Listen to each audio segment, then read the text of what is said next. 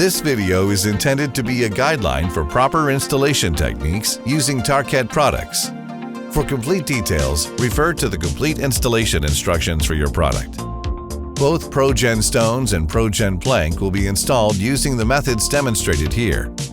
Always store ProGen horizontally on a sturdy base. Never store cartons on their edges or standing on an end leaned against a wall.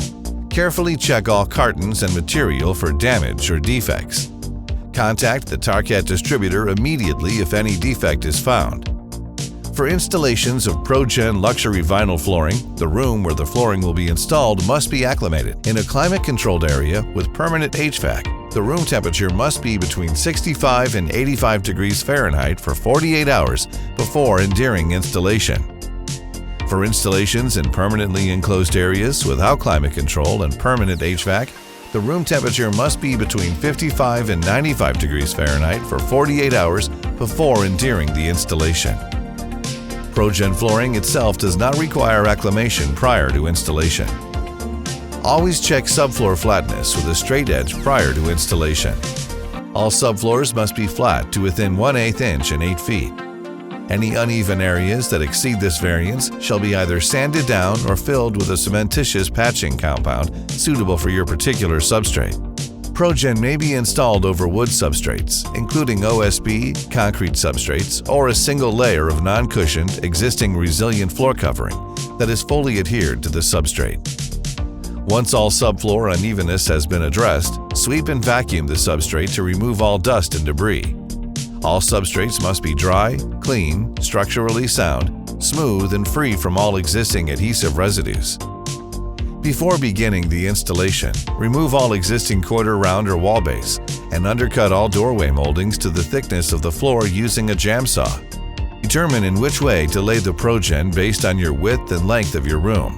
Never terminate a row with a piece smaller than 2 inches in width or 12 inches in length. You may have to trim your first row of planks to ensure your last row is not narrower than 2 inches. Install product out of multiple cartons. Always inspect material for any damage or defects. Do not install any damaged or defective material. Identify the groove and tongue sides of the material. The installation will always begin with the tongue side towards the wall. Construct your first row by angling the short end joints together at a low natural angle. Areas with permanent climate control and HVAC will require a 1/4 inch expansion space around all fixed verticals. Areas without permanent climate control and HVAC will require 1/2 inch expansion space. This expansion includes against all fixed vertical surfaces, including cabinets, toe kicks, floor vents, and transition fasteners. Do not install fixed cabinets on top of ProGen flooring. ProGen may be scored with a utility knife and snapped. The use of a shear cutting tool can make straight cuts easier. The scrap piece from your cut at the end of your first row can be used to begin your second row as long as it is no shorter than 12 inches in length. Install first the short end joint on the second piece of the second row. Align the long joint as closely as possible so that once the short joint is engaged, the long joint will be easier to lock together.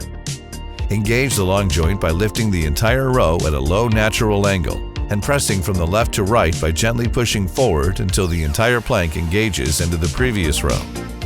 In some circumstances, the use of an approved luxury vinyl tapping block and hammer may be helpful in engaging the long joint. Be careful not to hammer too hard, as this may damage the locking mechanisms.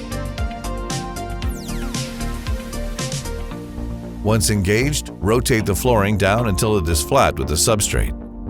Continue installing the remaining pieces in the row in this manner. It is important to ensure the first 2 rows are straight and square, as they can affect the entire installation. Continue with subsequent rows using this same method. Ensure all joints are closed with no gapping. This indicates the locking mechanisms are fully engaged. Be sure to install the flooring beneath the door jamb moldings while maintaining the required 1/4 inch or 1/2 inch expansion space. Both the ProGen stones and the ProGen plank have the same locking mechanisms.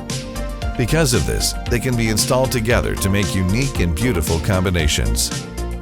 As the installation moves into the room, it is often easier to turn around and work while kneeling on the completed installation. For any floor vents, remove any metal grates over the opening. Lay your planks up to the opening and mark the vertical and horizontal boundaries of the vent, making sure to add in the additional 1/4 or 1/2 inch needed for expansion space. Next, using a utility knife, score and snap the cutout. Always make sure you are cutting your material on scrap material or plywood to protect your finished flooring.